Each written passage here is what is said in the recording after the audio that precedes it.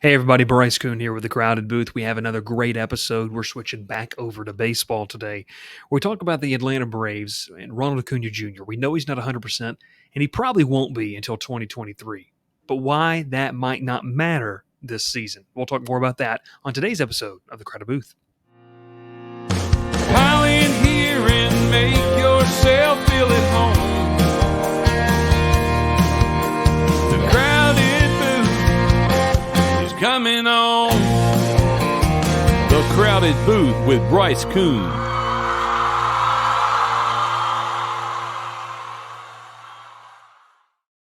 Hey everybody, Bryce Koon in here with Ralph Leary. Ralph's got the new polo on. He recently had his birthday. He's feeling good. It's good to see you again, Ralph.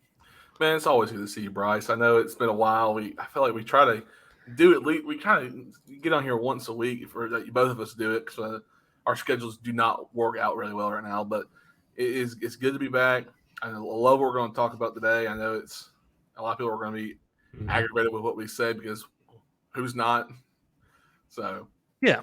Well, and so let's talk about it. Before we do, hey, hit subscribe on the channel because we have a lot of fun stuff, including, Ralph, this Sunday, live call-in show debuts. Oh boy. Right before LSU and Florida State kickoff. We are going to be talking about what happened on Saturday, and maybe if you're a fan of LSU or Florida State or Georgia Tech Clemson, we'll be talking about the two games that upcoming week, which, Ralph, I'll tell you this, I've made some enemies on the Georgia Tech side of things after my most recent two shows because we're too a little realistic for them, I feel like. So, nonetheless, they don't like me either, so that's okay. Don't feel bad. That's fine. Nonetheless, though, make sure you subscribe to the channel. 6 p.m. Eastern on Sunday evening. We're going to be going live for 1 hour call-in show. Ralph and I are going to be talking about what we kind of are, thoughts on Saturday's slate, which is a really, really good one.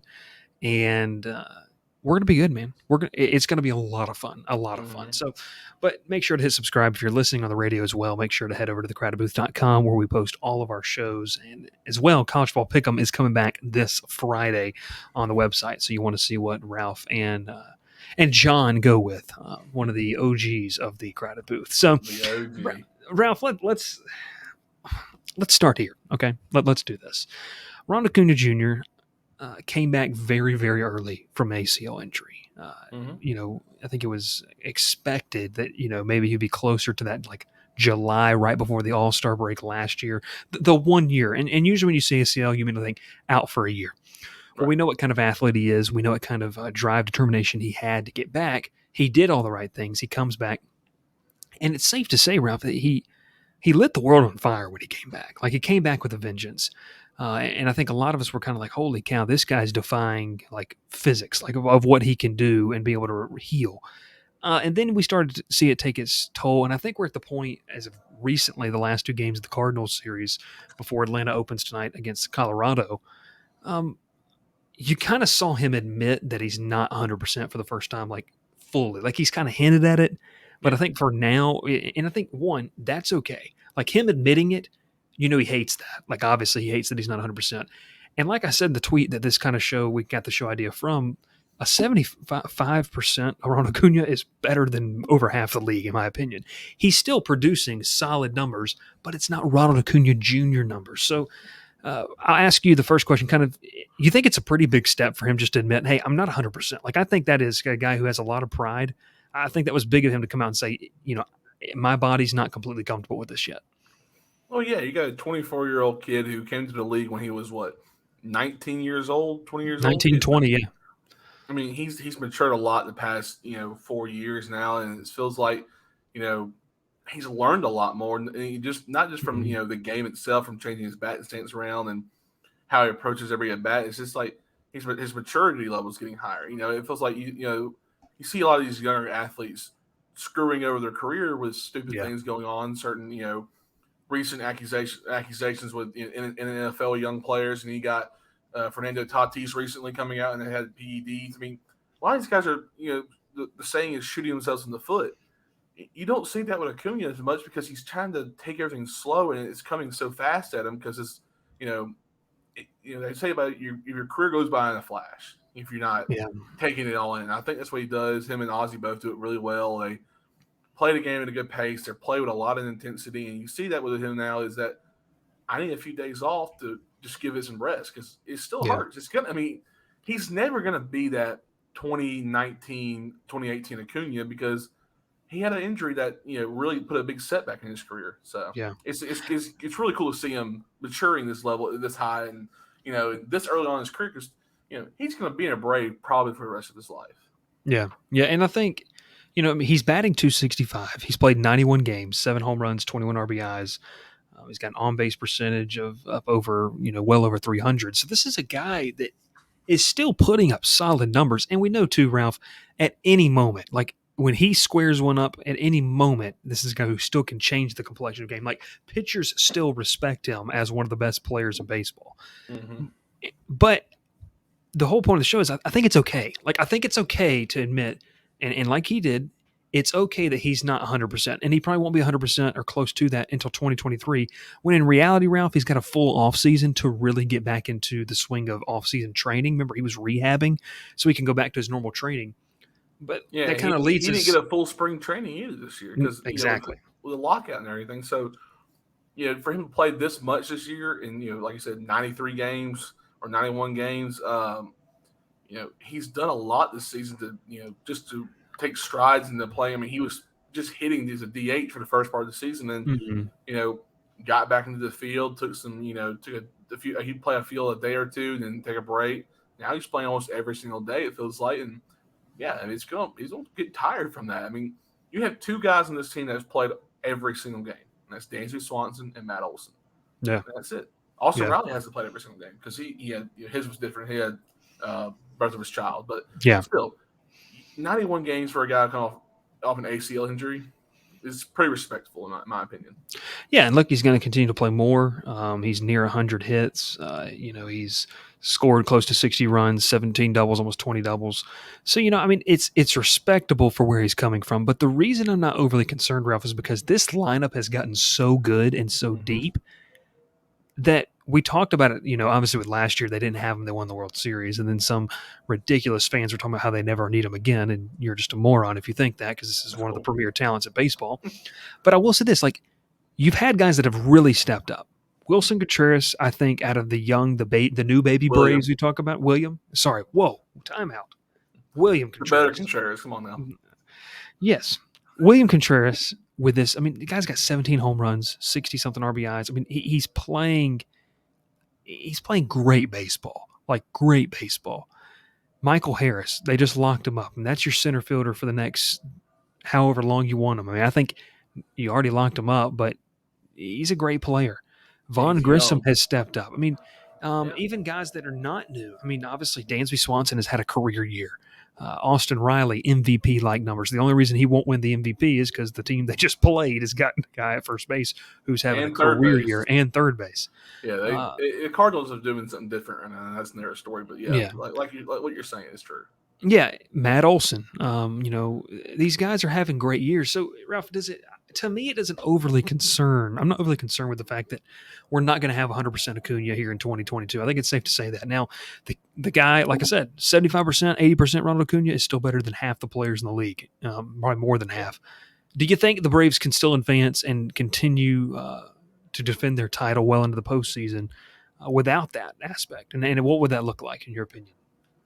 I mean, yeah. I mean, he's going to be a part of this team no matter what. Last year he didn't play one playoff game. Obviously, he couldn't. Mm-hmm. But he was there every single game in the dugout, supporting the guys, and rallying this team when it needed it. I mean, he didn't have to take a hit, taking a bat. He didn't have to step on the field. But you saw the energy that he brought into that dugout with, Ozzy and Heredia, all those guys. They all make impacts.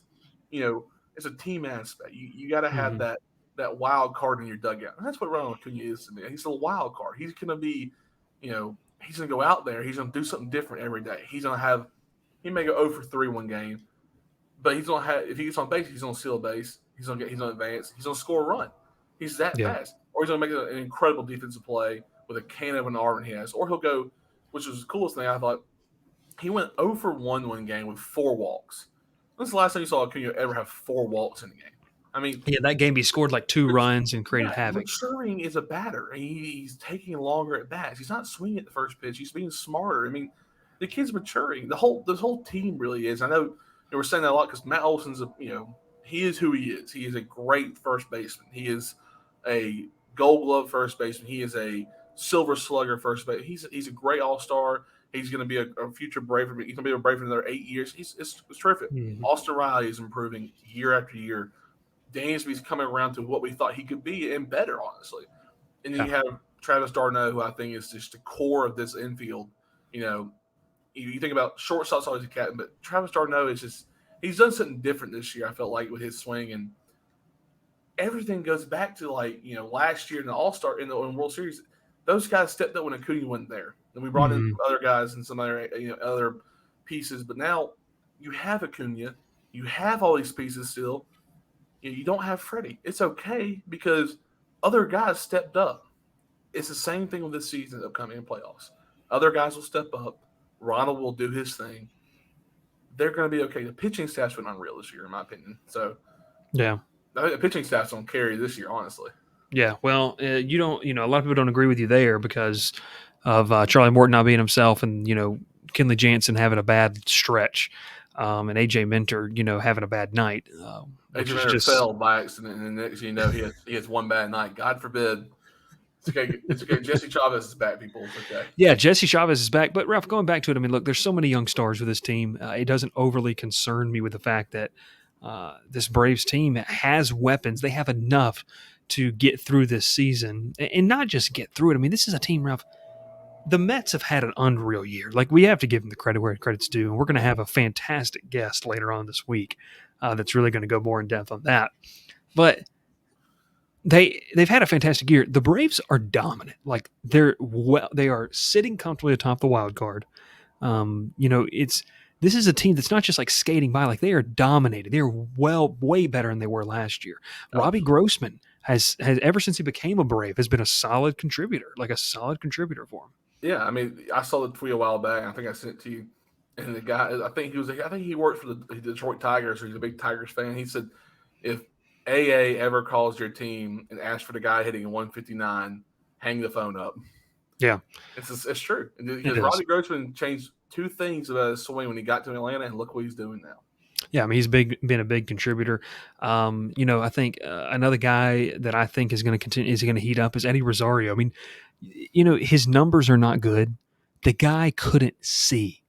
Like, I don't think people are understanding the fact that he couldn't, like, Ralph, he could not see, and he's playing the sport that you have to be able to see to be decent at. A ball this size coming at you at 100 miles an hour, and you got to see it to believe it. Honestly, it's true. And he couldn't see. He couldn't see, literally. And his barrel rate, his exit velocity is getting up, and he's going to continue. And I genuinely think he's going to be a guy that in the next month or so turns it on and really starts and gets more comfortable. So all in all, Ralph, I mean, I think that we've kind of covered it. But to me, Ronald Acuna is not going to be 100% this year, and that's okay because the Braves have such ridiculous depth and talent in that lineup. They can overcome that, which you might be disappointed at for this year. But like I stated, in that tweet, this is a franchise that is well positioned. Like, I don't know if there is a franchise in baseball that is more well positioned to have a larger window than Atlanta is. Because you could say the Dodgers, they'll go out and spend, the Yankees go spend, but like just off of the homegrown aspect of it, the Braves are like, they have the largest championship window because they've locked up all these guys. And, next year it's going to be scary when you do have 100% Ronald Acuna and you add them back at the top of this lineup. Like, if they don't win it again this year, which I don't think that they will. I don't think they will. We'll see. Next year, like, they should be one of the top favorites because they're only going to get better. Like, this team is not going to get worse. Any final thoughts for you as we wrap it up? It's just a few things. And about what you said, if the Braves don't win it, it's okay. I mean, they won it last year. They're doing unreal things this year. They're way ahead of schedule than they were last year at this point. And at mid-July, we didn't think the Braves had a chance to make the wild card game. Yeah. We were thinking like, we'll be ready for 2022. Let's make sure nobody else gets hurt. That's what we were thinking. Anything can happen. I mean, the Dodgers were gassed when they got to the playoffs. The Mets weren't there.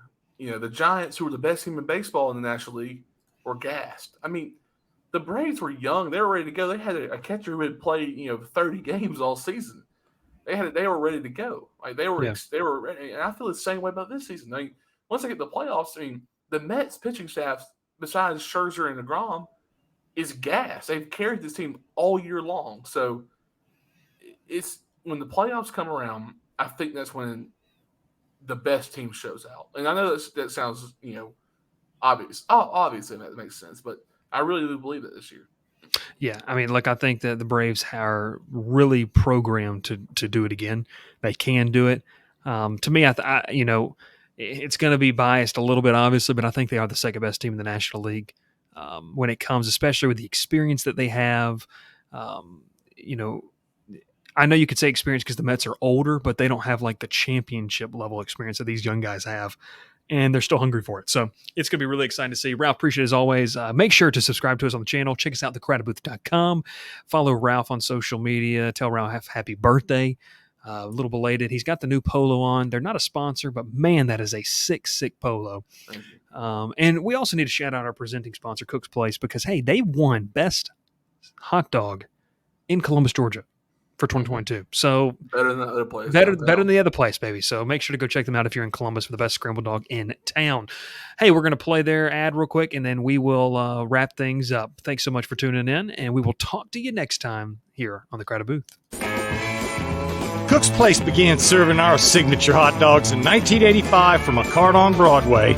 We still serve the best hot dogs and scrambled dogs in town at the corner of Moon and Miller Road and at the landings. Our friendly staff won't let you leave hungry. Come in and eat to the beat with our 50s jukebox. Cook's Place, fast service, great people, awesome food. What are you waiting for?